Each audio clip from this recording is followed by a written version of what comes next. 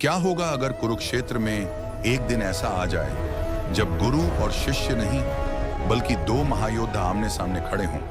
एक तरफ गंगापुत्र भीष्म और दूसरी ओर हस्तिनापुर के महान आचार्य गुरु द्रोण। आइए देखते हैं। सबसे पहले ये बता दूं कि ये कहानी पूरी तरह काल्पनिक और अनुमान पर आधारित है। महाभारत में ऐसा युद्ध कभी नहीं हुआ, लेकिन अगर होता तो शायद इतिहास ही बदल जाता। कुरुक्षेत्र की धरती कांप उठती जब भीष्म पितामह अपना विशाल धनुष उठाते। उनकी आंखों में वर्षों का अनुभव और अपार शक्ति दिखाई देती। वहीं दूसरी ओर गुरु द्रोण रणनीति, दिव्यास्त्र और युद्ध कला के सबसे बड़े आचार्य, जिनसे स्वयं अर्जुन जैसे महारथी ने शिक्षा ली थी। युद्ध शुरू होते ही आकाश बाणों से भर जाता।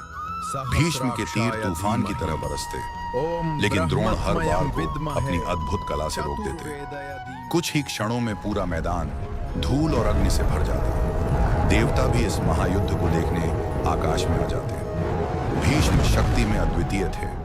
उनकी सहन शक्ति और अनुभव उन्हें लगभग अजेय बनाते थे। लेकिन गुरु द्रोण की सबसे बड़ी ताकत थी उनकी बुद्धि। वो हर चाल का उत्तर पहले से सोच लेते।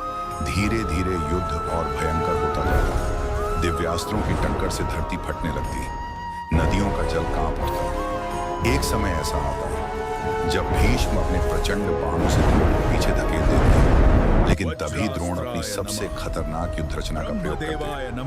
पूरा युद्ध कई घंटों तक चलता रहता। ना भीष्म हार मानते, ना द्रोण पीछे हटते, और अंत में दोनों एक दूसरे की शक्ति और महानता को प्रणाम करते, क्योंकि इस युद्ध में जीत किसी एक की नहीं बल्कि युद्ध कला और धर्म की होती।